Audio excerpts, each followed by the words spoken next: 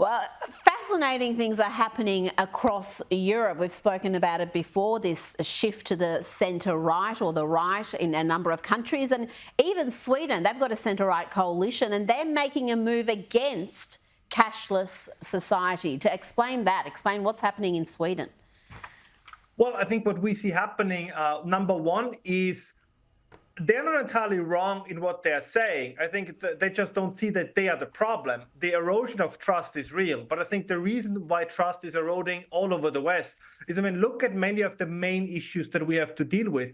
And pretty much either they lied to the people, that's like the most malevolent interpretation, or they're just all horribly incompetent, or it's a mixture of both. But we have been lied in the area of energy, we have been lied to in the area of the economy, and in many ways we have been lied to when it comes to the dealing with the pandemic. So of course people no longer trust the government. And if now particularly those governments come in and say, so how about if we centrally control what you buy, when you buy it, and how you buy it, right? A growing number of people says, that doesn't sound right. And by the way, this is absolutely correct, because it's only a small step then to say, you buy a bottle of wine and pretty much the government knows, you bought a bottle of wine and whom did you vote for in the last election? So these things then all of a sudden become technically possible. And I completely understand that there is a certain resistance to this. So I'm not saying that we're moving all the way towards a social credit system, but it opens venues into that direction. And what we also see happening, banning opposition parties in Germany, banning Donald Trump from the ballot in the United States. Right, all these movements. There is a trend, ironically, that those who want to defend democracy seem to be very much at ease with potentially suspending democracy to stay in power, and that is a real danger. James. Ralph, we have a big debate happening right now in Australia about a sort of universal ID, digital ID program. They tried it years ago. They called it the Australia card. It didn't go anywhere because everybody said, nah, this is a bad idea.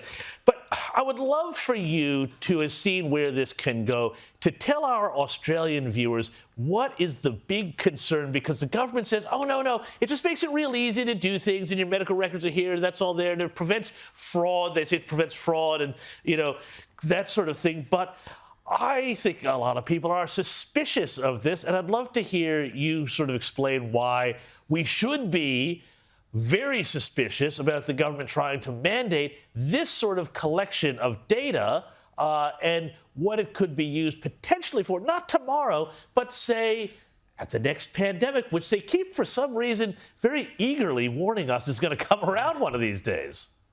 Oh, I can give you a precise reason why I'm worried about this. Take two other countries as an example, the United States and the United Kingdom, your mother country, if I'm allowed to say this. There's a similar debate going on, but interestingly enough, there the argument, for example, when it comes to elections is, ID should not be necessary because it's apparently, which I think, by the way, is the most racist thing that one could say, that it's so hard for minorities and people of colors to get ID.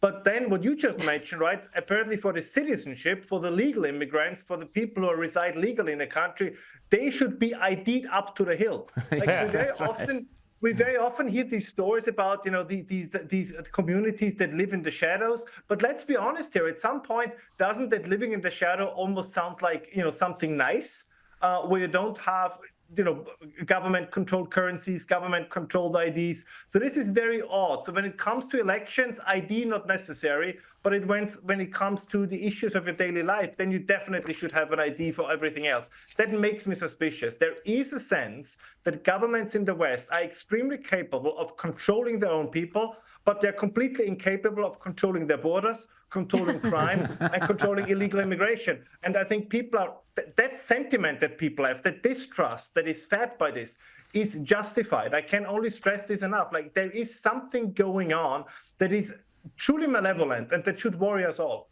And just very, very quickly, Ralph, the farmers' protests, in 30 seconds, what's happening with the farmers' protests across Europe?